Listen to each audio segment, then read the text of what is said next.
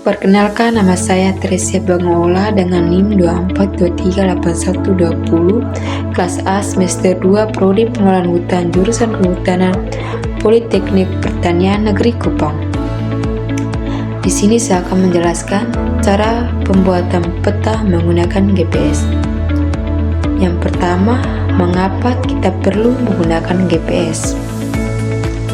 Baik, manfaat utama GPS adalah dapat memberikan informasi posisi di permukaan bumi. Segala kegiatan yang berkaitan dengan posisi atau lokasi di permukaan bumi dapat diselesaikan dengan bantuan GPS. Yang kedua, ilmu dan metode untuk mengetahui posisi suatu tempat kita kenal dengan istilah navigasi. Bentuknya berkembang mulai dari kompas sederhana, peta, teropong, hingga sekarang menggunakan GPS. Dan yang ketiga, penggunaan GPS di berbagai bidang transportasi atau posisi pesawat, bus, mobil, kereta api, dan militer. Dan yang kedua, Global Position System atau disebut dengan GPS. Yang pertama, GPS adalah sebuah sistem navigasi satelit yang menyediakan informasi lokasi dan waktu dalam berbagai kondisi cuaca dimanapun di atas permukaan bumi sepanjang masih menerima sinyal GPS. Dan yang kedua, GPS sistem navigasi berbasis satelit yang terdiri dari setidaknya 24 satelit.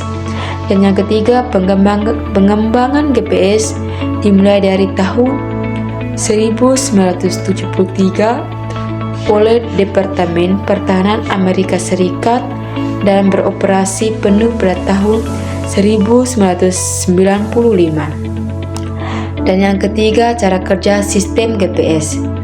Sistem GPS terdiri dari 3 bagian, yakni satelit di angkasa, stasiun pengendalian di bumi, dan receiver alias perangkat penerimaan sinyal satelit yang berada di tangan pengguna seperti misalnya GPS atau smartphone. Dan yang keempat, sinyal GPS.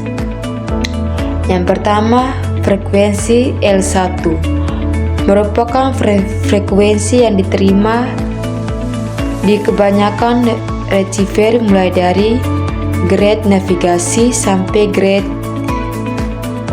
geodetik.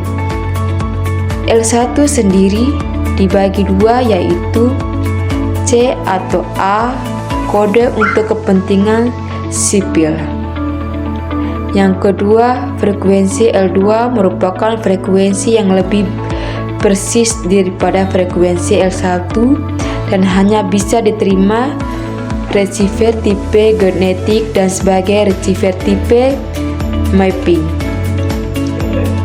Dan yang ketiga, frekuensi